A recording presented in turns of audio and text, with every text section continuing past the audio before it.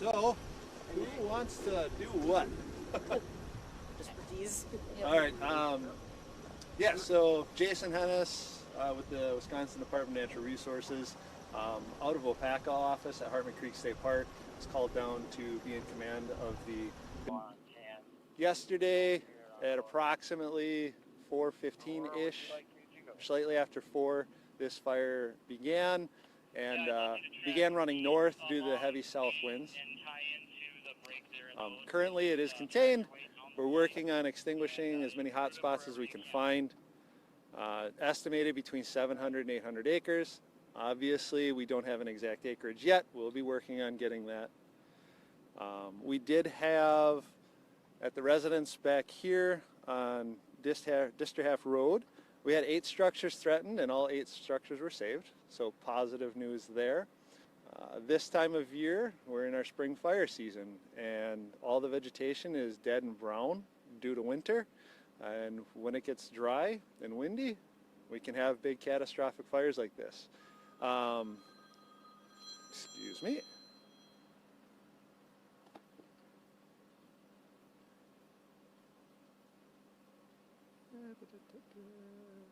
Text, please. And yes, this time of year we can have catastrophic fires when it gets hot and dry out. People do need to be mindful of the fire danger, and they can check the fire danger on the DNR website. Currently we are asking all public and media to stay out of the fire area because it is an active fire. We do have things that are still burning, and we have a lot of personnel traveling around, and they're very tight, narrow roads, so we don't have a lot of room for passing each other. So we are asking everybody to stay out of the fire area. That's a really big one.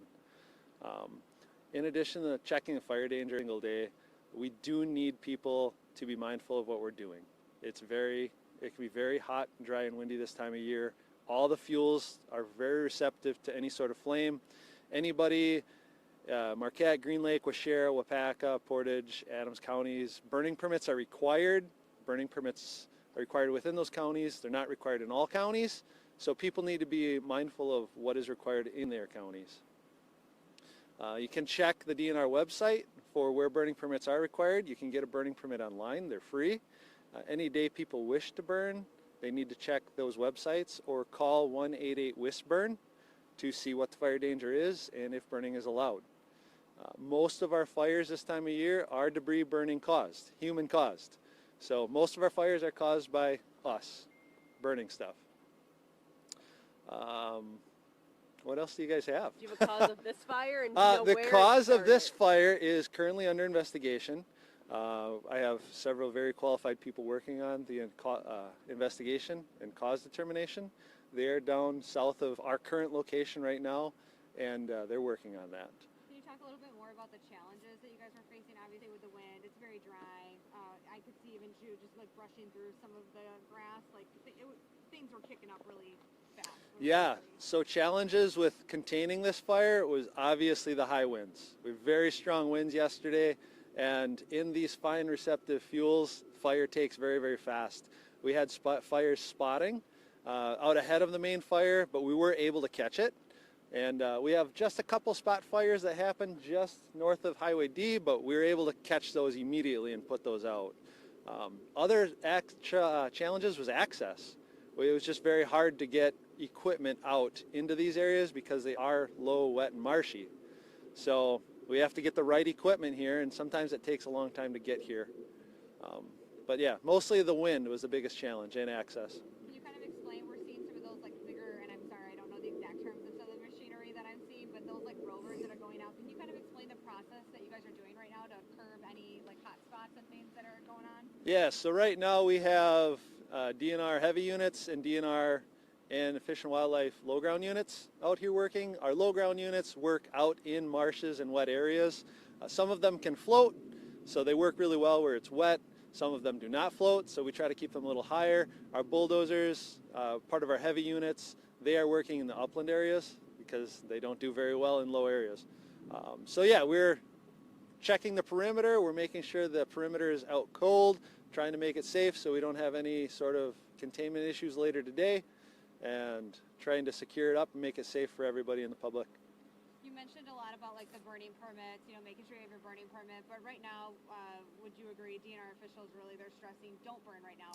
There's no reason to burn when we've got a majority of the state in high, very dangerous. Correct. Yes. If people wish to burn, they need to check the DNR website or call the number. But yes, right now, due to the high fire danger, we're asking people to really burn. Campfires allowed, cooking fires are allowed, but people need to be very cautious about what they're doing, and they need to check the DNR website and follow those rules. I know that we've seen, 2 weekends ago there was one in Brookfield. I know we had one in Fond du Lac last week.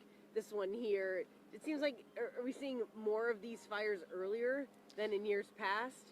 The weather definitely changes from year to year. I do remember winter fire seasons where we're fighting fire and it's below freezing, so it's a definite challenge.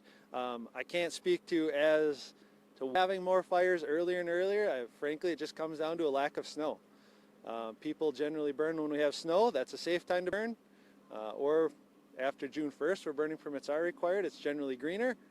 Those are the safer times to burn, but people still need to be cognizant of what they're doing. We know that a lot of this was state land. There was also some private land where the acreage is. But do you guys do any controlled burns? And if you do, when do you do them on state land?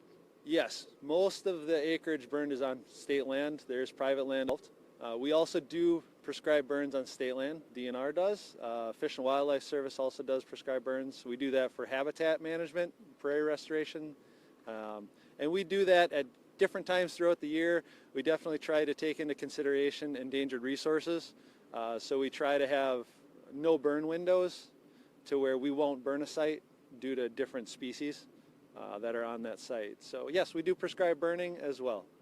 I know we're supposed to get some weather in tomorrow. Is that going to help with the situation at all? I'm really hoping for a lot of rain starting this afternoon. I don't know when it's supposed to get here, but yes, rain tonight would be very helpful, and into tomorrow. Mother Nature will help us put this thing to bed. Really quick, I know it was mentioned there were 13 fire departments. Do you know all of those departments? If you can rattle them off at all? I cannot rattle them off because okay. I wasn't here last night. Do you know roughly how much manpower? Do you have like a number of? I do not. I'm sorry. That's okay. No. How many folks do you have out here today, and I guess how long do you think you'll be out here? Currently, we have approximately 20 personnel out here, fire suppression plus myself. I am anticipating being out here all day, and we'll be checking it after we're done. Or we'll be clearing out, and then we'll be coming back. Is this one of the biggest fires that you've seen out here during this time of year? Me personally, no. I've been on several large fires out here over the last couple of years.